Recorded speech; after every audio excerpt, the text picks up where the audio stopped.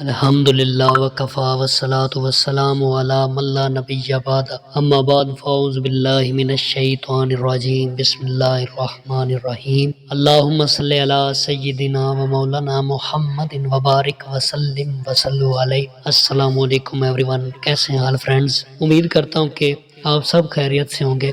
خدا آپ سب کو ہمیشہ خوش رکھے اور اپنے حفظ و ایمان میں رکھے۔ الحمدللہ ثم الحمدللہ، ہم نے تفسیر القرآن سٹارٹ کی۔ پہلے قرآن پاک کے بارے میں بتایا گیا، اس کے بعد تفسیر کے بارے میں بتایا گیا، پھر سورت فاتحہ کے بارے میں بتایا گیا، اس کے بعد سورت پاک فاتحہ کی ٹرانسلیشن ہوئی، اس کی تفسیر ہوئی۔ الحمدللہ ثم الحمدللہ، اب وہ سورت فاتحہ ختم ہو گئی۔ اس کے بعد ہم سٹارٹ کرنے جا رہے ہیں سورت بقرہ۔ تو اس کے 4 جو ہے نا ٹاپکس ہیں، جن میں سے آج میں 2 آپ کے سامنے رکھوں گا۔ سورت بقرہ کا نام اور اس کا شان نزول، باقی سورت بقرہ کے فضائل اور سورت بقرہ کے فوائد یہ کل کے لیکچر میں ہوں گے انشاءاللہ۔ آج ہم سٹارٹ کرنے جا رہے ہیں سورت بقرہ کا نام کیا ہے، کہ سورت بقرہ کا نام کیسے ہوا اور کیوں ہوا، اور اس کا شان نزول کیا ہے۔ تو آج یہ 2 پڑھیں گے ہم انشاءاللہ۔ ہم سورت فاتحہ کے اول میں یہ عرض کر چکے ہیں کہ سورت کا نام اس کے بعض مضامین وغیرہ سے ہوتا ہے، جو اس کے اندر مضمون ہوتے ہیں ان سے ہی سورت کا نیم ہوتا ہے۔ تو لہٰذا سورت بقرہ کا نام بھی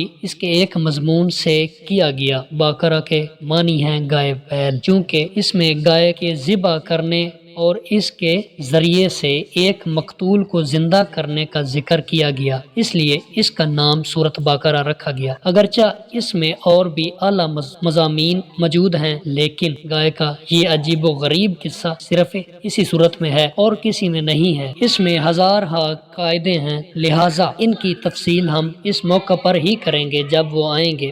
اس کا نام سورت بقرہ ہی ہوا۔ اب اس کا شان نزول کیا ہے؟ اس کا ایک تو اجمالی شان نزول ہے، ایک تفصیلی شان نزول تو مختلف آیتوں کے ساتھ بیان کیا جائے گا۔ شان نزول اجمالی یہ ہے کہ جب حضور کریم علیہ الصلوۃ والسلام مکہ مکرمہ میں تشریف فرما تھے تو وہاں صرف بت پرستوں اور مشرکین کا مقابلہ تھا، لیکن جب مدینہ منورہ میں تشریف لائے تو یہاں عیسائیوں اور یہودیوں کی آبادی پائی۔ مدینہ پاک میں یہودیوں کا بہت زور تھا اور عبداللہ ابن ابی یہاں کا گویا سردار تھا۔ جب اسلام کا آفتاب مدینہ پر چمکا اور سب سے پہلے ابو ایوب انصاری رضی اللہ عنہ کے گھر کو چمکایا اور قرآن کی آوازیں ان کے کانوں میں پہنچی تو سب کے دلوں نے قبول کیا، لیکن سوائے چند دیندار لوگوں کو باقی سب حسد اور تعصب کی وجہ سے مقابلے پر آمادہ ہو گئے۔ چونکہ یہ لوگ پہلے سے علم میں مشہور تھے اور اطراف مدینہ کے لوگ ان کی عزت بھی کرتے تھے، اور اس لیے اکثر عرب کے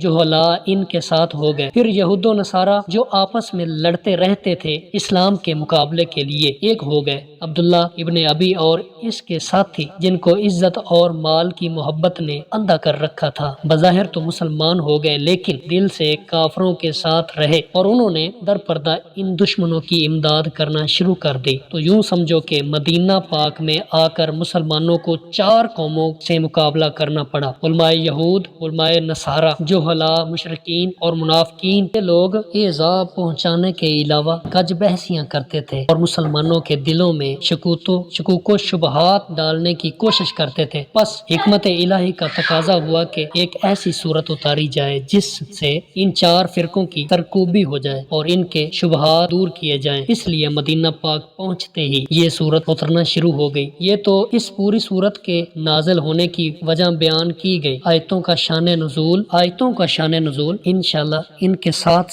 بیان کیا جائے گا۔